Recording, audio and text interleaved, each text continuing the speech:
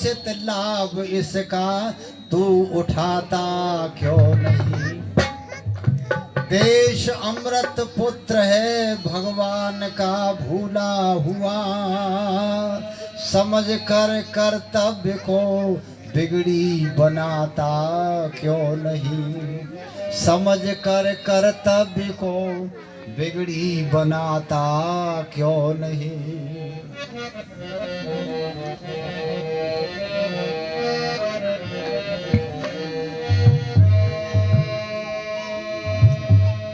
भगवान भयानक वक्त देश की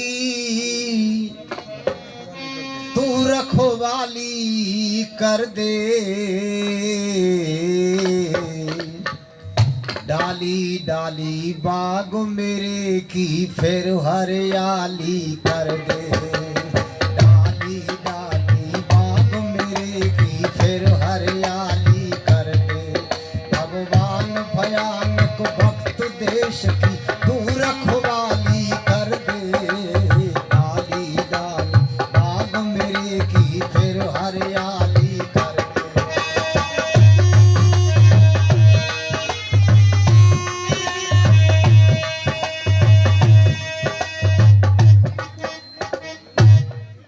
हरा बगीचा सूख गया, वह खुद माली ही फूक गया। चूक गया सो चूक गया, अब शान निराली कर दे। डाली डाली बाग मेरे की फिर हरियाली कर दे। भगवान भयानक वक्त देश की तू रखवाली कर दे। डाली डाली बाग मेरे की फिर हरियाली कर दे।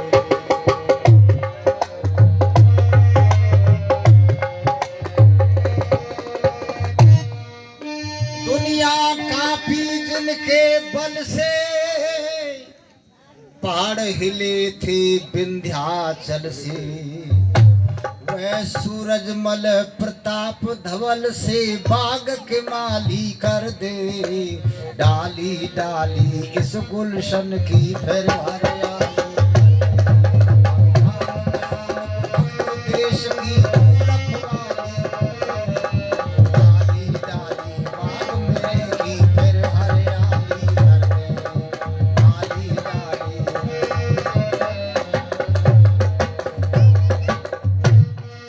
हवा देख कर प्रभु आज की और कैसे रक्षा करें लाज की। पृथ्वी सिंह फिर राम राज की तू उजियाली कर दे। डाली डाली बाग मेरे की फिर हरियाली कर दे। डाली डाली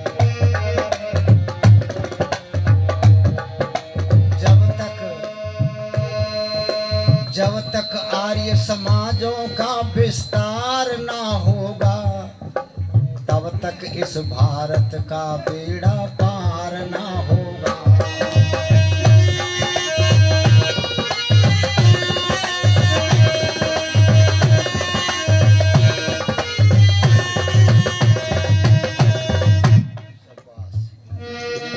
एकदम होते ही विस्तार, भाग जाए भारत से अंधकार, तो पाजी नीच निकम्मों का सत्कार ना होगा।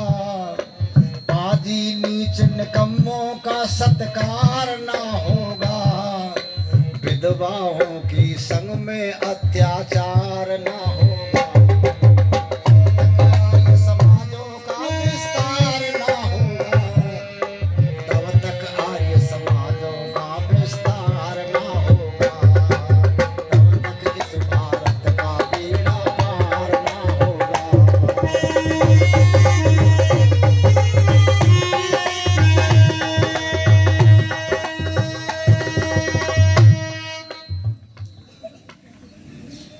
सभा में उपस्थित समस्त सन्यासी महानुभाव वानप्रस्थी सज्जन, उपस्थित धर्म प्रेमी बहनों भाइयों बालकों साथियों, बहुत अच्छा कार्यक्रम मेरे से पूर्व आपने विद्वानों का सुना है और पश्चात भी सुनेंगे। आचार्य देशराज जी शास्त्री जी का बड़ा मार्मिक और हृदयग्राही व्याख्यान होता है। आर्य समाज के अंदर बहुत विद्वान हैं, बड़े बड़े योग्य, परंतु देशराज जी शास्त्री जो है वो हमारे जिले के, हमारे अपने, वो ऐसे सरल और बहुत ऊंचे विचारों को, गहन विषय को सरल करके लोगों के गले उतार देते हैं। ऐसी योग्यता हर विद्वान में नहीं मिलती। वो आपने सुना है। और सविता बेटी जो बच्चू सिंह जी की सुपुत्री है, बहुत बढ़िया प्रवचन, उपदेश, भजन उनके होते हैं। इस समय आर्य समाज में बहुत लड़कियां बहुत अच्छा बोलती है, कथा कहती है। उनमें मैं सुनता रहता हूँ, आप भी सुनते रहते हैं। अंजलि नाम की जो भजनोपदेशिका है, बहुत योग्य, बहुत बढ़िया बोलती है। उसी तरह से उनमें सविता जी का स्थान भी कम नहीं है। सभ्यतापूर्ण बहुत अच्छा कार्यक्रम होता है, उसे आप सुनेंगे। थोड़ी सी चर्चा आपके बीच में मैं कुछ कर दूं। देखो, अभी चर्चा चल रही थी ईश्वर के संबंध में। आर्य समाज के लोग भगवान की बड़ी चर्चा करते हैं। भगवान की भक्ति करो, पूजा करो, ईश्वर को समझो। वैसे लोग ईश्वर को समझ जाए, जान जाए तो बहुत कुछ पाखंड से बच जाए। चौधरी पृथ्वी सिंह बेधड़क गाया करते थे, ईश्वर को ना जानती है जनता हिंदुस्तान की, और अच्छे कर्म करना ही है प्रार्थना भगवान की। अब यहाँ प्रचार होता है, आप भी लोग सुनते होंगे। कथाएं होती है तो उनमें क्या चर्चा करते लोग? भगवान भगत के बस में है। भगवान सुना है ना आपने? भगत के बस में है भगवान। खूब प्रचार हो रहा है। लोग कहते हैं बड़ा अच्छा धार्मिक कार्यक्रम हुआ, भगवान की बात बताई। जब से प्रचार ऐसे हुए हैं, भगत के बस में है भगवान, तब से लोगों ने ईश्वर को ही छोड़ दिया। ईश्वर की जरूरत क्या है? किससे बात करे? भगत से बात कर ले, क्योंकि भगवान जो है वो भगत के बस में है। ये हुआ है ना प्रचार, आप लोगों ने सुना भी होगा। तो आप लोगों के दिमाग में ये बात बैठ गई कि भगवान से तो बात करे ही क्यों, वहां तक हम पहुंच भी नहीं सकते, तो भगत से बात कर लें, क्योंकि भगत के बस में। अब ये इतना उल्टा प्रचार हुआ है पूरे देश में, पूरे देश में हुआ है। और जनता क्या कहती है? भाई बहुत बढ़िया प्रचार हो रहा है। जनता भी अंधी हो गई, सोचने समझने की शक्ति नहीं रही। आर्य समाज इस बात को नहीं मानता। क्यों नहीं मानता? आर्य समाज ये मानता है कि भाई भगत के बस में भगवान, ये हमारी समझ में आती नहीं। भगवान के बस में तो सारी दुनिया है। आ रहा है कुछ समझ में? सारी दुनिया किसके बस में है? भगवान के बस में। और लोगों ने प्रचार किया भगवान भगत के बस में, बिल्कुल उल्टा प्रचार किया। अब इसका जब आप खंडन करते तब क्या कहते हैं लोग? आर्य समाजी भगवान को नहीं मानते। इसका खंडन करो, आप मना करो ये गलत प्रचार हुआ है, तो क्या कहेंगे? आर्य समाजी भगवान को मानते ही नहीं। और हम कहते हैं हम उस भगवान को मानते हैं और जानते हैं जिसने सारी दुनिया बनाई है और उसने भगत भी बनाया है। जो भगत जानता है ना, वो भगत भी भगवान ने बनाया है। कभी कभी कुछ लोग एक बात कह देते, बिना पढ़े लिखे लोग, कभी कभी उनके मुंह से बहुत बढ़िया बात निकल जाती कभी कभी, और आपके मुंह से भी निकल जाती होगी। जब आपके बस की कोई बात नहीं होती तब क्या कहते हैं, भगवान तेरी तू ही ओहो, तेरी हम नहीं जानते, तेरी तो तू ही। ये बात बिल्कुल सही है। भगवान तू ही जाने, हम जो है नहीं जानते, तेरे बराबर नहीं जानते। इसलिए बहनों और भाइयों, आर्य समाज कहता है उस ईश्वर को समझ लो पहले। भक्ति तो जब करोगे जब पहले समझ लोगे तब, भक्ति तो तब करोगे जब ईश्वर को समझ लोगे तब। और ईश्वर को समझने के लिए समझोगे वो है कैसा भाई, वो क्या ऐसा ही है जैसा ये भगत है। देखो ईश्वर जो है, जितने दुनिया में मनुष्य हैं, छोटे बड़े, काले गोरे, समझदार, मूर्ख, पढ़े लिखे, बिना पढ़े लिखे, ये ऋषि, महर्षि, योगी, तपस्वी, सन्यासी, राम, कृष्ण, दयानंद, शंकराचार्य, जितने भी हैं, जितने ये मनुष्य हैं, वो ईश्वर ऐसा नहीं है, वो इनसे अलग है। इनसे ईश्वर अलग है। क्यों अलग है? कि जितने तुमने मान रखे ये भगत जो है भगवान को जानते हैं, ये ईश्वर के बराबर नहीं हो सकते।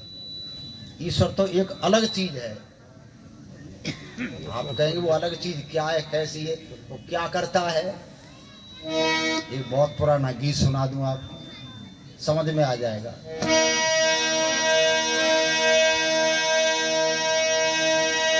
रचना पे बलिहारी तेरी, रचना पे बलिहारी,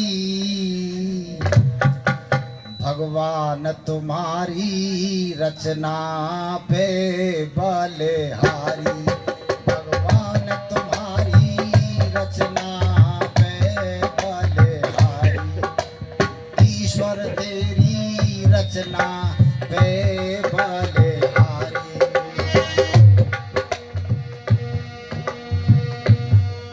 तू अजर अमर है निराकार, तू निराकार है अजर अमर, परमेश्वर कब हुन देह धरे।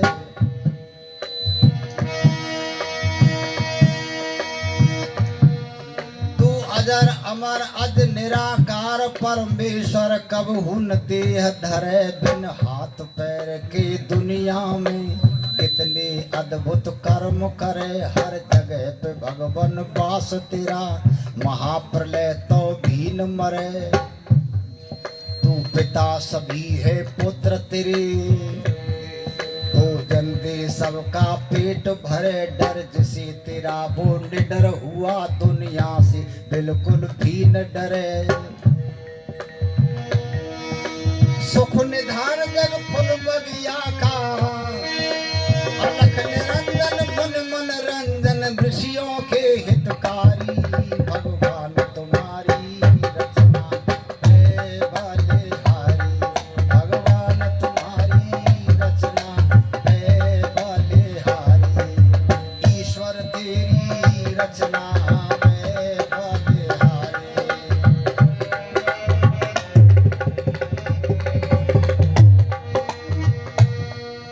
चार वेद, छह शास्त्र, मनुस्मृत, स्मृति और सभी पुराण, सिद्ध मुनीश्वर साधु संत सब धरे ध्यान, करते गुणगान। जाने कैसे रचे भेद ना मिले, प्रथम धरनी आसमान। अग्नि पवन रच पांच तत्व, नव गगन चंद्रमा तारे भान। तीन लोक और सात दीप, 10 चार भुवन, नव खंड मान। नरवर गिरवर सागर आगर, खाई कोट पर्वत पाषाण, नदी नावरे ताल बावरी, जल जंगल कई बियाबान, ऊंची नीची धरती है, कई शहर बने हैं आलीशान, जलचर थलचर नवचर अजगर अंडज स्वेदद उद्भिज्जान, नाहर चीते बंदर भालू, गज घोड़ा भैंसा बलवान, नाहर चीते बंदर भालू, गज घोड़ा भैंसा बलवान, चींटी भिलगा मक्खी मच्छर, चींटी भिलगा मक्खी मच्छर, सर्प रचे विषधारी, भगवान तुम्हारी रचना है बलिहारी, भगवान तुम्हारी रचना है बलिहारी, ईश्वर तेरी रचना। भगवान को देखने मथुरा मत जाओ, हरिद्वार मत जाओ, गोवर्धन भी मत जाओ, काशी कावा कहीं मत जाओ, यहीं देख लो कहाँ मिलेगा भगवान। तू सबको याद तो है पर तुम जानते और मानते नहीं। सब लोग जानते हैं पर मानते नहीं। क्या जानते हो? सुनो, तेरे पूजन को भगवान बना मन मंदिर आलीशान। क्या है? भगवान का मंदिर कहाँ है? मन मिलेगा मन के मंदिर में। वाह, रघुवीर सिंह जी पुराने पुरस्कार दे रहे 500 रुपये, बहुत बहुत धन्यवाद। देखो कहाँ मिलेगा? मन के मंदिर में मिलेगा। और तुम कौन से मंदिर में गए? बिहारी जी के मंदिर में है जी। और भी बहुत है, दुनिया में बहुत मंदिर बने बेशुमार। सारी दुनिया मंदिर में जा रही है भगवान को देखने के लिए। और गाते क्या हैं? तेरे पूजन को भगवान बना मन मंदिर आलीशान। गा कुछ रहे और कर कुछ रहे। बुद्धि का दिवाला निकल गए। कह कुछ रहे और कर कुछ रहे। अब मन के मंदिर में भगवान मिलेगा। मिलेगा कैसे? जब मन के मंदिर को साफ कर लोगे तब। हमने एक बार नहीं कई बार कहा है, मन के उस मंदिर में तो दीपक जलावें, अगरबत्ती जलावें, मंदिर को साफ रखें, हैं जी। और जिस मंदिर में भगवान के दर्शन होते हैं, इसमें अंडा मुर्गा मछली धुआं धक्कड़ सब। भगवान के दर्शन कर रहे, जिंदगी भर घूमो कहीं ना मिलेंगे तुम्हें। आर्य समाज कहता कहाँ मिलेंगे? मन के मंदिर में। मन के मंदिर को साफ कर लो। अब मन का मंदिर तो साफ किया नहीं। मन मैले तन उजरे बगुला भक्त अनेक, इनसे तो कागा भले जो भीतर बाहर एक। आर्य समाज ये कहता है भाई। अब ये गले उतरती नहीं बात कि मन मैले हो गए। आर्य समाज मन की बात कहता है साफ कर लो, तो आर्य समाज की बात समझ में नहीं आएगी। सारी दुनिया दूर भाग रही है। आर्य समाज कहता है भाई भगवान को समझो। और देखो भगवान सारी दुनिया का एक है, ये भी सुन लो। कुछ लोगों की समझ में आ गया और लोगों ने एक बात लिख दी है। अब आर्य समाज का प्रचार हुआ, खूब बहस हुई, तब लोगों की समझ में आया तो कुछ लोगों ने लिख दिया सबका मालिक एक। लिखा है ना, टेम्पू पे, टैक्सी पे, गाड़ी पे, दीवारों पे लिख दिया सबका मालिक। बहुत दिन के बाद बात समझ में आई। इतनी आ गई समझ में, इतनी समझ में। हाँ, जिन लोगों ने लिखी है वो इतनी समझ में आ गई है कि सबका मालिक एक। और यहाँ तुमने क्या बना रखे? हमारा मालिक अलग। मुसलमान कहते हमारा 7वें आसमान पर, यहाँ ना रहे। और ईसाई कहते 4थे आसमान पे। और हिंदू कहते कोई हरिद्वार में, कोई मथुरा में, कोई काशी में, कोई गया में, कोई कहीं। इनका एक जगह नहीं, इनका कई जगह। सबके भगवान अलग अलग। पर वेद कहता है सबका ईश्वर एक है। आप कहेंगे एक क्यों, एक क्यों ये बताओ। सबका एक इसलिए है, नाम तो उसके अनेक हैं, नाम उसके अनेक हैं, वो गुण कर्म स्वभाव के आधार पर हैं। एक आदमी के भी कई नाम होते हैं, एक आदमी के भी कई नाम होते हैं। एक मुख्य नाम होता है उसका, हर आदमी का एक मुख्य नाम होता है, और नाम कई होते, और उन नामों से वो आदमी तुरंत जो सुन लेता है और मान भी लेता है। जैसे एक आदमी का नाम है धर्मदेव, और उसका भतीजा आवे तो क्या कहेगा, चाचा जी। अब चाचा जी को नाम थोड़ा है उसका, तो चाचा जी तुरंत बोल जाएंगे, है जी। संबंध के हिसाब से उसको चाचा भी कहते हैं, भाई उसको भाई भी कह देता है, नाम धर्मदेव है। पर तो वो भतीजा कहीं से चिट्ठी डाले और चाचा जी लिख दे, ये वासुदेव थानदार साहब सैयद अलीपुर के रहने वाले, और इनका परिचय आपको बता दिया है। बाबा रामदेव का नाम जानते हो आप, उनके चाचा हैं ये खास, जो टीवी पर देखते हैं बाबा रामदेव, सारी दुनिया में जो है उनके चाचा हैं। इनके पिताजी आर्य समाजी थे, इनके पिताजी आर्य समाज का प्रचार कराते, जैसे आप लोग सब जो है प्रचार करा रहे हैं। मैं थोड़ा बीच में थोड़ा परिचय दे दूं। जगदीश जी नाम था इनके पिताजी का, और जब प्रचार कराते विद्वानों को बुलाते, विद्वान आते, ये सब लोग सुनते। हम तो इनका विवाह हुआ तो बारातों में भी गए, इनके परिवार में जाने कब से जब से रामदेव लगभग 12 वर्ष की उम्र के थे, तो प्रचार कराते, सब लोग सुनते थे। रामदेव को लगन लग गई, देखो प्रचार से, कह रहे थे ना हमारे शास्त्री प्रचार कराओ, प्रचार से बड़ा असर होता, न जाने कौन व्यक्ति सुधर जाए। रामदेव जी सुनते थे, और ये आसन जो दिखा रहे हैं इसमें छप रहे हैं कि ये आसन सिखाएंगे, बता रहे बयाना में, ऐसे आसन सीख जाते। आसन सीख गए, मंच पर आसन करते थे, और इतनी लगन लगी वो गुरुकुल में पढ़े रामदेव। इन्होंने गुरुकुल में भेज दिया पढ़ने के लिए, खानपुर गुरुकुल वहीं पास में। फिर मथुरा में स्वदेव जी के पास पढ़े, कालवा में बलदेव जी के पास पढ़े, और पढ़ करके आज सारी दुनिया में रामदेव कौन नहीं जानता। उनके चाचा हैं भाई वासुदेव जी, शायद अलीपुर गांव है, महेंद्रगढ़ जिले से आए, वहां के रहने वाले थे। मैं संकेत कर रहा था, सुनो बहनों भाइयों, बहुत बहुत धन्यवाद भाई साहब को। देखो मैं क्या संकेत कर रहा था, सारी दुनिया का ईश्वर एक क्यों, अलग अलग क्यों नहीं।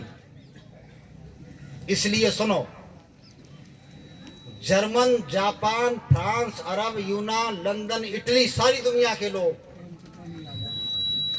जर्मन के लोगों से कहो तुम क्या कहते हो, तुम भगवान किसको मानते हो, तुम कृष्ण को मानते हो, चलो राधा को मानो, कृष्ण को मानो, राम को मानो। जर्मन के लोगों को राधा से क्या मतलब, जर्मन के लोग राधा को क्यों जाने, बोलो, खुद जानते भी नहीं। और तुम क्या कहे, कैला मैया की जय, जर्मन के लोगों को कैला मैया क्या मतलब तो तुम यहाँ जितने तूने मान रखे हैं, ये हमारे जो है जर्मन के लोगों को ये झीलक वाले क्या मतलब है, कैला मैया का, करौली वाली क्या मतलब, वो क्या जाने। जर्मन के लोगों को वहां तुम्हारे गोवर्धन का क्या मतलब, वो बिहारी जी को क्यों जाने, उन्हें क्या मतलब, कौन होते बिहारी जी। तो उनका भी ईश्वर है, उनको ईश्वर ने बनाया है। यहाँ के लोगों के शरीर के अंदर जो आमास है, जिस जगह पर है, मनुष्यों के शरीर में आमास है, किडनी है, तुम्हारा फेफड़ा है, आते हैं, तुम्हारे शरीर में जहां रखी हैं वहीं जर्मन के लोगों की रखी हैं। जर्मन के लोगों की अन्य जगह पर नहीं, वही है जहां यहाँ के मनुष्यों की है, ऐसे ही उनकी भी है। क्यों जी बच्चों से, जापान है, फ्रांस है, अरब है, यूनान है, पाकिस्तान के लोग राम को नहीं मानते, वो अल्लाह को मानते, परंतु उनका बनाने वाला एक ही है, वो अपना अलग भले ही मानते हों। जो यहाँ के मनुष्यों को बना रहा है वही उनको बना रहा है, और उनकी आंखें जहाँ हैं वहीं तुम्हारी हैं, सारी दुनिया के लोगों की जहाँ है मनुष्यों की वही है। तो पता लगा बनाने वाला एक ही है, बनाने वाला अलग अलग होता तो भाई पाकिस्तान के लोगों की आंख खोपड़ी के पीछे लगा देता, ईरान के लोगों की घुटनों पे लगा देता, कहीं किसी की पीठ पे लगा देता, पता लग जाता ये आदमी वहाँ का है, वहाँ का भगवान ऐसा ही बनाता है। बनावट अलग है भाई। अब आ गया समझो, सारी दुनिया का मालिक बोलो एक है। आर्य समाज कहता है वो एक है, वो यहाँ वहाँ सब जगह है, वो एक जगह पर नहीं रहता है, वो सारी दुनिया में है, वो तुम्हारे एक मंदिर में नहीं रहता है, और सब जगह कण कण में उसका वास है। उस ईश्वर को समझ लो, और उसको देखने के लिए तुम जा रहे हो मंदिर में, तुम जा रहे हो मंदिर में है जी। दूसरे देश के लोग कहाँ जाएंगे, वो तुम्हारे मंदिर में क्यों आएंगे? किसी देश में तो मंदिर ही नहीं है, किसी देश में मंदिर ही नहीं है। तो कहते हैं, आर्य समाज कहता है सर्वरक्षक और सर्वव्यापक है, सब जगह है, उसको देखना चाहो तो इन आंखों से ना देखोगे। तुम इन आंखों से देखना चाहते हो, वो किससे दिखेगा? ज्ञान की आंखों से। जब भगवान का भक्त कभी भगवान का भजन करता है ना, दर्शन करने जाता है, आंख बंद कर लेता है, जो आंख बंद। आपको भले आदमी आंख बंद कर रखी, तू देखेगा क्या? आंख खोल, तो क्या कहता? खोल के ना, वो तो आंख बंद करके ही। तो पता लगा इन आंखों से भगवान दिखाई, ज्ञान की आंखों से। उसको देखने के लिए कहीं मत जाओ, यहाँ देखो और सुनो आगे क्या लिखा है।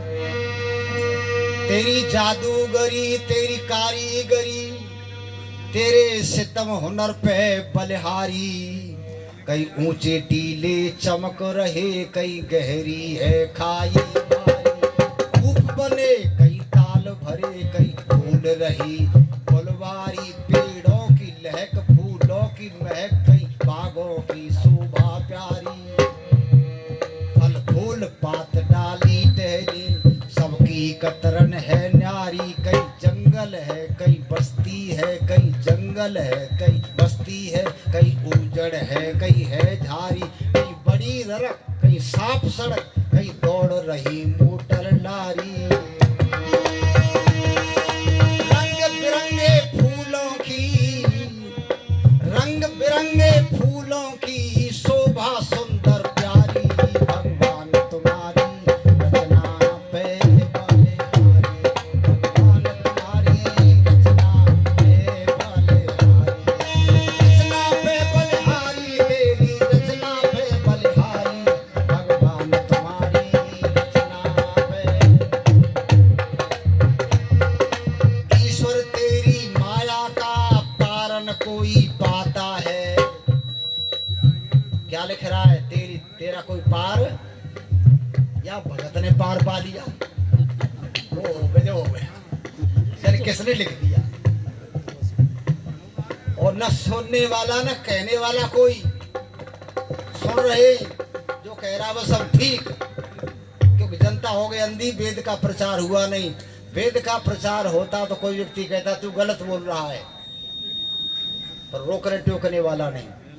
या तो वो हो गया। सुनो ना, दो लाइन सुना दूं। अरे झूठे वक्ता झूठे श्रोता, बच्चों सिंह जी बहुत कथा कहते हो तुम लोग, झूठी नहीं करते, उनकी कह रहा हूँ भागवत वालों की। झूठे श्रोता झूठे वक्ता, और कोई झूठ बतावे ना, और झूठे को हम झूठ कहें तो बात समझ में आवे, झूठ कहें तो बात समझ में आवे। झूठे श्रोता कोई झूठ बतावे ना, झूठे को हम झूठ कहें तो बात समझ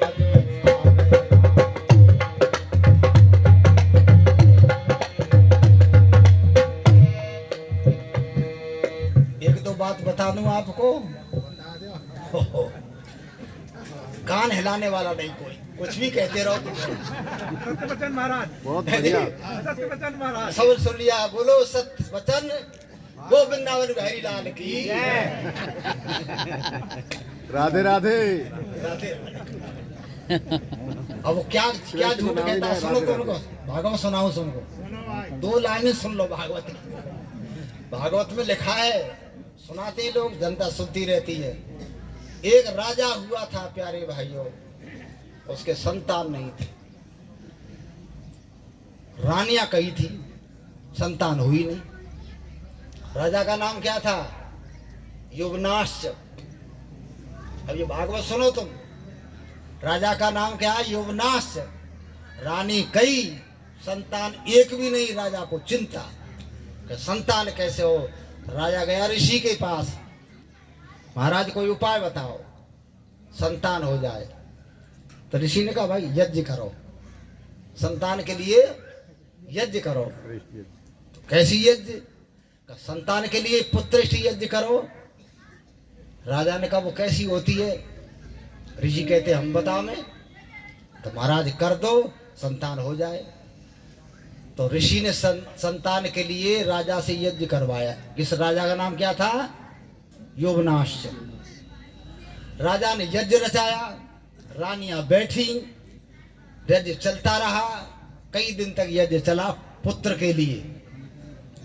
एक दिन जब यज्ञ समाप्त हुआ शाम को, तो सब विश्राम कर रहे थे। रात्रि को राजा को प्यास लगी। राजा ने रानी से कहा रानी पानी ला, प्यास लगी है।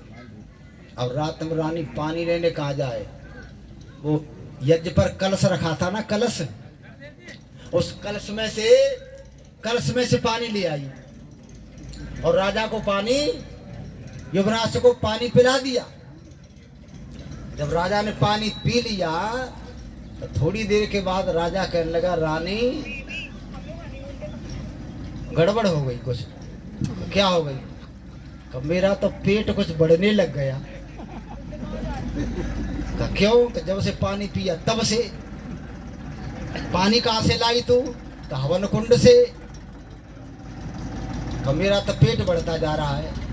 अब बड़ी चिंता, रात में पेट बढ़ गया राजा का। सवेरे राजा ने ऋषि से कहा महाराज ये तो गड़बड़ हो गई। तो क्या हो गया? तो पानी पी लिया, प्यास लगी और मेरा पेट बढ़ गया। तो कहाँ से पिया? तो कलश में से। ऋषि ने कहा गजब हो गया राजा, तैने बड़ी गलती करी। का क्यों? का वो कलश में से पानी तो रानी को पीना चाहिए था, संतान के लिए था। अब तैने पी लिया, तेरे पेट में बच्चा आ गया। राजा कहने लगा अब क्या करूं? ऋषि ने कहा अब क्या, मैं भी क्या करूं भाई, संतान के लिए किया जा रहा था, सब पी लिया पानी तैने, अब पेट तेरे में संतान, अब क्या किया जाए? अब और कोई उपाय नहीं। अब राजा यमुनाश के पेट में बच्चा आ गया। कितने वर्ष रहा बच्चा? 12 वर्ष। अब बच्चा बाहर कैसे आवे? बोलो वृंदावन बिहारी लाल की। जनता बोल रही है बहुत बढ़िया, भागवत बड़ी ऊंची चल रही है जी। कहाँ से आए व्यास जी? ओ वृंदावन से आए। अब जब कई वर्ष हो गए, बच्चा बाहर कैसे आवे भाई? रानियों को चिंता हुई कि बच्चा पैदा होगा तो उस बच्चे की माँ कौन होगी? माँ तो हम होनी चाहिए थी, हम तो माँ ही नहीं बनी। और राजा को चिंता थी लड़का पैदा होगा, उसका बाप कौन? अब बच्चा बाहर हो तो बाहर कैसे? मनुष्य के पेट में से बच्चा बाहर कैसे? तो चीर फाड़ करके जब बच्चा बाहर निकला तो बच्चे का नाम था मानधाता। सुना है आपने नाम ग्रंथों में? राजा मानधाता, बड़ा प्रतापी राजा हुआ। बोलो वृंदावन बिहारी लाल की। अब कोई व्यक्ति कहने वाला नहीं मूर्खता की बात क्यों कह रहा है ये। वो कह रहा है भागवत में लिखी है, भागवत सुनने से कल्याण हो जाता। सुनो तो, चाहे झूठी हो चाहे सही हो। अच्छा इस बात को कैसे मान लेंगे बताओ? बच्चा मनुष्य के पेट में कहाँ पैदा होगा कहाँ बढ़ेगा, क्योंकि वहां उसके अंदर गर्भाशय नहीं है जी। और क्या खाएगा वो, कैसे पलेगा। बेतुकी बेसिर पैर की बात जब प्रचार की जाती है तो सारी जनता देश में सुन रही है खूब। इसलिए मैं कह रहा था, झूठे वक्ता झूठे श्रोता कोई झूठ बतावे ना, और झूठे को हम झूठ कहें तो बात समझ में आ गए। वेद की बात सुनो, वेद में ऐसी बात ना लिखी, वेद में ज्ञान की बातें हैं। ये जितनी बातें विज्ञान के ज्ञान के खिलाफ लिखी गई, ये महाभारत के पश्चात प्रचार हुआ। ढोंगी और पाखंडियों ने, गुरुओं ने प्रचार किया, जो ये कहते थे भगत के बस में है भगवान। उनसे बचने के लिए ये आर्य समाज कहता बचाओ। दयानंद ने कहा, प्रचार किया। स्वामी दयानंद जी महाराज ने एक ग्रंथ लिखा सत्यार्थ प्रकाश, उसने सबकी पोल खोल के रख दी पाखंडियों की। पाम हिल गए लोगों के, पाखंडी भागने लगे। तुम आर्य समाजी बन जाओ तो पाखंड से बचोगे, नहीं तो वेद को भुला दिया, ईश्वर को भुला दिया। तो मैं क्या कह रहा था, सुनो। ईश्वर तेरी माया का पार न कोई पाता है, कोई साहब बना दीना, कोई भीख मांग कर खाता है। कर्जदार है 3 माह, कोई साहूकार कहाता है। बिना सवारी नहीं चले, कोई नंगे पैरों जाता है। कोई बैठा पड़ा मसंदों पर, कोई घूमे लीट लगाता है। कोई रोज करे तो पेट भरे, कोई बोझा शीश उठाता है।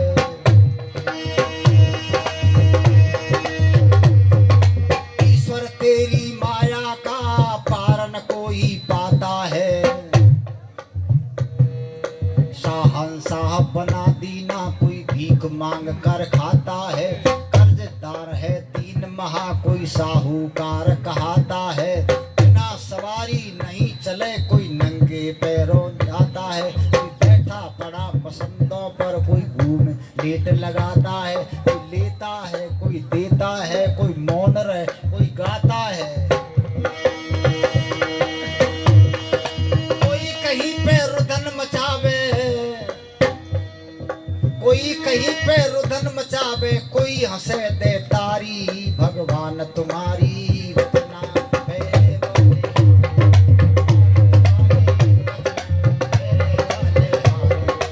ईश्वर तेरी रचना है बोले।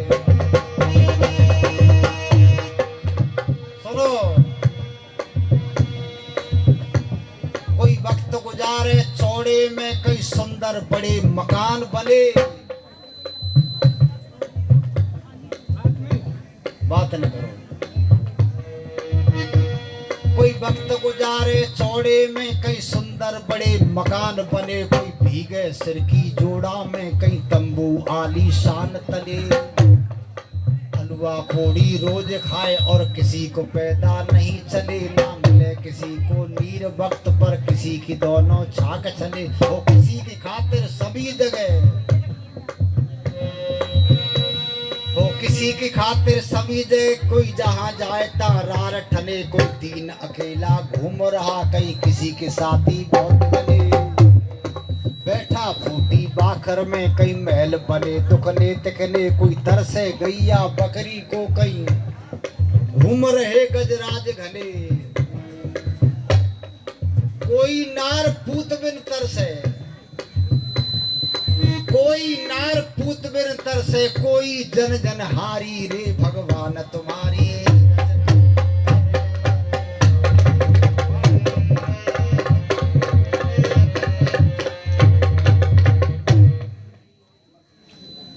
एक महिला खड़ी रास्ते में, रिक्शा वाला जा रहा, रिक्शा वाले से बोली रुक जा रुक जा। उसने देख करके नहीं रुका, मैं भी खड़ा था। मैंने कहा रुक जा, बैठा ले जा, जगह ना रिक्शा में। कहिए भाई एक सवारी है, एक सवारी ना, देखो पलटन खड़ी है पीछे। एक बच्चे कई पैसा एक का देगी, और बच्चे कई कोई नार पूत बिन तरसे, कोई जन जन हारी, भगवान तुम्हारी रचना पे।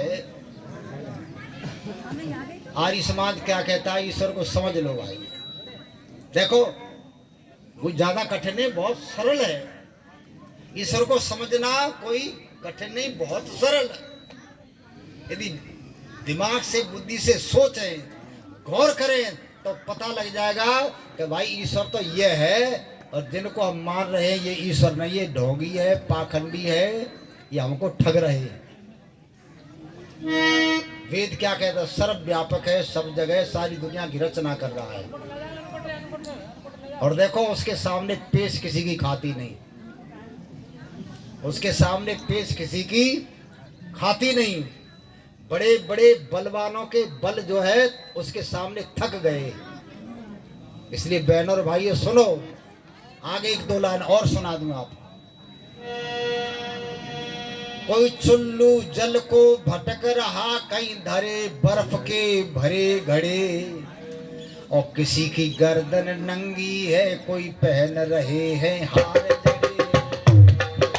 किसी की गर्दन नंगी है, कोई पहन रहे हार जड़े।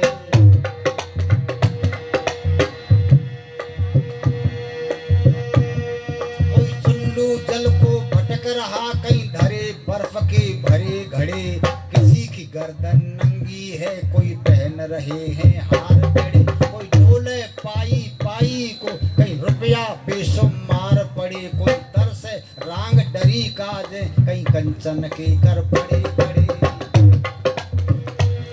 कोई भोग रहे हैं दुख भारी, और कोई करते अमन बड़े। लेटे बैठे मैन रहे, कोई रहते हैं दिन रात खड़े, कोई कायर दुबके डर घर में, कोई शूर समर में जंग लड़े। कोई अंधे हैं, कोई बहरे हैं, कोई लूले हैं, कोई है लंगड़े। कोई तो मरे खो गौ जन्म में, कुदरत तेरी न्यारी रे, भगवान तुम्हारी रचना।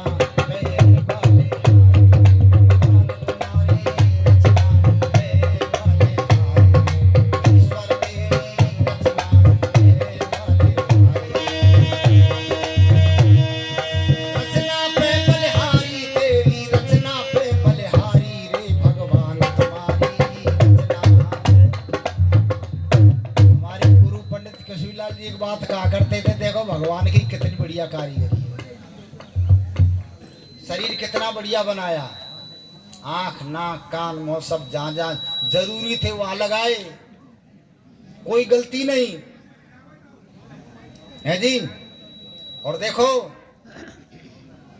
एक एक जोड़ तो यहाँ है, एक यहाँ है कब्जा, एक यहाँ है, एक यहाँ लगा है, एक यहाँ, एक यहाँ है। इसको नहीं लगाता, इस कब्जे को। अब भोजन करने बैठ जाते, ये कब्जा लगा नहीं, रोटी को तोड़ देते, फिर कैसे पहुंचाते भाई, तो मुड़ता ही नहीं आते। भगवान ने कब्जा लगा दिया। भोजन करने बैठे, दाल रोटी इत्यादि, जब ये आपने खाना शुरू किया तो ग्रास को उठाया, यहाँ से हाथ मुड़ गया और सीधा अंधेरा हो चाहे उजाला मुंह पे लगे। और मुंह पे भी क्या किया, सामने डॉक्टर बिठा दिया, ये नाक डॉक्टर है, तुरंत सूंघ के बता देगी कहीं सड़ी गली तो नहीं, तुरंत बता देती है। और आंख सामने, आंख देख रही है सामान गलत तो नहीं। आंख से गलती हो गई, दाल में कंकड़ चला गया, कंकड़ दिखा नहीं, और जो ही मुंह में गया और ये कारखाना चलना शुरू हुआ। दांत के नीचे कंकड़ पहुंचा, भीतर से आवाज आई कारखाना बंद कर दो। गुंडा घुस गया कोई इसमें, परेशान करेगा। उसको कौन पकड़े उस गुंडे को? पुलिस, जीव, ये पुलिस है। ये वहां घूमती है, वो कंकड़ कितना ये वहां से लाती है यहाँ रखे no admission without permission. Without mister कहाँ जा रहे हो? कितनी बढ़िया व्यवस्था है भगवान की। अब इस भगवान को देखने कहाँ जाओ बताओ? यही देख लो कैसी कारीगरी। शरीर की कारीगरी को देख करके बड़े बड़े डॉक्टर चक्कर में अभी तक सारी दुनिया के डॉक्टर शरीर को समझ नहीं पाए। जब से धरती पर मनुष्य बनाए तब से लेकर अरबों वर्षों तक सब शरीर को पढ़ रहे, सब पढ़ रहे। कोई आंख का डॉक्टर हो जाता, कोई कान का है, कोई नाक का है, कोई पेट का है, पैर का है, इत्यादि का है, सब पढ़ रहे हैं। पर पूरे शरीर को कोई अब तक सारी दुनिया के लोग अब तक समझ नहीं पाए। ये बहुत बड़ा कारीगर है भगवान जिसने शरीर बनाया है। और कैसी कारीगरी की है, इतना समझ नहीं पाए। मशीन बन गई खूब।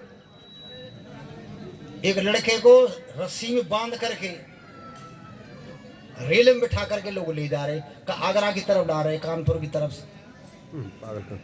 क्यों बांध रखा है भाई? लड़का बड़ा सुंदर है, पढ़ा लिखा कितना है, एमए। बांध क्यों रखा है? इशारा कर दिया।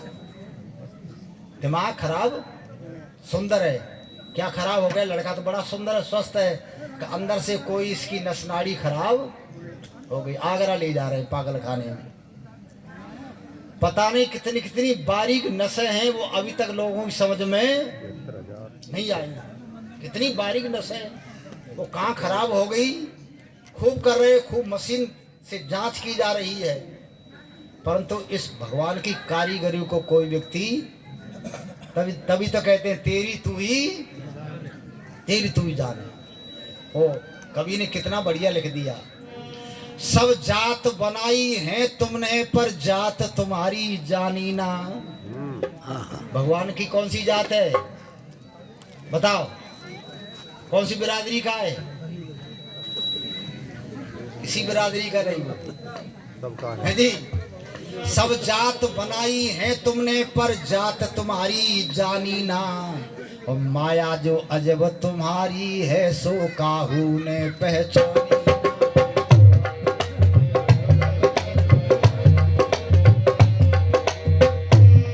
सब जात बनाई है तुमने पर जात तुम्हारी जानी ना। माया जो अजब तुम्हारी है किसी ने भी पहचानी ना। लासानी खेल तुम्हारे सब तुम सा कोई लासानी ना।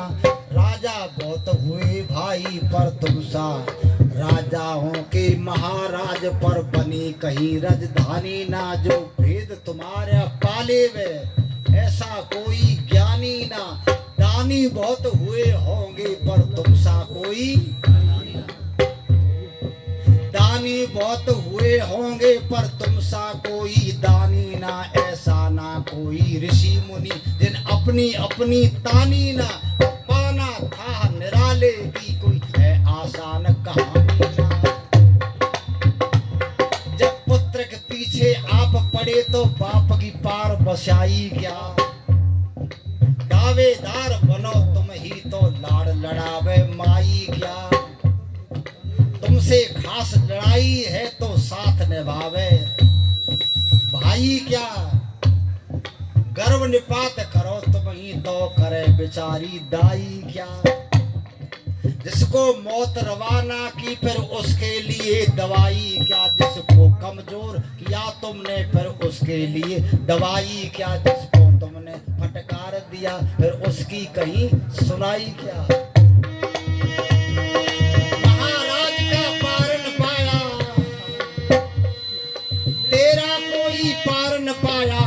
सभी ने मानी रे भगवान तुम्हारी तुमने ही गति जानी। ईश्वर तुमने ही गति जानी। बगुले को श्वेत बना दीना और कोयल कर डाली काली। अंगूर उगाए काबुल में ब्रज में झाड़ी कांटों वाली। अंधियार भलों के घर कीना और बुरे जनों के उजियाली। दुष्टों की खातिर करवाई भक्तों को दिलवाई गाली। झूठे का सम्मान किया और बुरे जनों को दी गाली। दाताओं को कम जार दाताओं को कंगाल किया और कंजूसों को दी डाली। पतिव्रता बेचारी भूख मरे सुख पावे रंडी घरवाली। बंदे टुकड़ों को तरसाए गुंडों को खीर भरी थाली। हाथ तुम्हारे में ही सबकी, हाथ तुम्हारे में ही सबकी मौत और जिंदगानी रे भगवान तुम्हारी तुमने। जी खड़े हो गए। देखो ईश्वर की गति ईश्वर ही जाने, कोई भक्त जो है नहीं जान सकता। वो बहुत महान है, उससे बड़ा दुनिया में कोई, उससे बड़ा कोई है नहीं और उससे छोटा भी कोई नहीं। छोटा कितना है? इतना है जो आंख से दिखाई नहीं देता। बारीक से बारीक चींटी कीड़े कुंजर इत्यादि सबको बना रहा है, भीतर से बना रहा है। भीतर से वो सबसे छोटा है, अंदर से बना रहा है और सारे संसार को अपने गर्भ में रखे हुए। हिरण्य गर्भ संवर्ताग्रे भूतस जाता पत्रे, सारा संसार उसी के गर्भ में है। आर्य समाज कहता है उस ईश्वर को जानो भाई, उसको जानोगे तब वेद का उपदेश सुनोगे। वेद का उपदेश, एक किसी व्यक्ति ने कहा कि भाई ये वेद किसने बनाए? ये वेद किसने? वेद ईश्वर का ज्ञान है। वेद ईश्वर का ज्ञान है। कहले कब बने ये? लिखित रूप में कब से आए? जब से तुमने आ कहना सीख लिया। तुमने आ ई उ इत्यादि जब से तुमने सीखे, उनसे पूछो जिन्होंने बताए, जब से तब से वो लिखित रूप में आ गए। ये अक्षर जब से हैं, ये अक्षर है और स्वर और अक्षर। स्वर जो है वो जो निकलता है, मनुष्य की वाणी से स्वर निकलते हैं। वो स्वर की जो आकृति है, आ ई उ इत्यादि, स्वर की जो आकृति है वो जो है उसकी आकृति को लोगों ने बना दिया, आ ऐसा बनना चाहिए, फिर लिखित रूप में कर दिया, लिखित में। और ऐसे ही व्यंजन हैं। देखो अब इसके संबंध में क्या चर्चा करूं। हमारे जो है अंग्रेजी में, उर्दू में जितने अक्षर हैं उनके निकलने का उनका क्रम नहीं है, वो बनावटी हैं। और हमारे कुदरती हैं। हमारे जैसे कवर्ग का खा गा घा गा, ये कहाँ से बोला गया? कंठ से। और आगे जाए चा छा जा झा या, दांत से है जी, ये बोलते हैं ना, टा ठा डा ढा ड़ा, ता था दा धा ना, और पा मुंह से पा फा बा भा मा, ये हो गए ना। ये जो वर्ण है, जो अक्षर हैं, और इनके अतिरिक्त कुछ संयुक्त होते हैं फिर आगे चल करके, या रा लावा इत्यादि, वो संयुक्त हैं, वो मिले हुए हैं। इनसे अतिरिक्त और कुछ नहीं। और दूसरी भाषाओं में ये आपको मिलेंगे नहीं, ये सब वेद से हैं। इसलिए ईश्वरीय ज्ञान है और वो वेद है। उस वेद को समझो। वेद में जो कुछ ज्ञान भगवान का वो सही है, उसमें मिलावट नहीं, कोई गलती नहीं। यही आर्य समाज प्रचार करता है। पाखंडों से बचो, आर्य समाज को समझो और तभी आपका कल्याण होगा। नान्या पंथा विद्यते। बहुत बहुत धन्यवाद। बड़ी शांति से कार्यक्रम को सुना।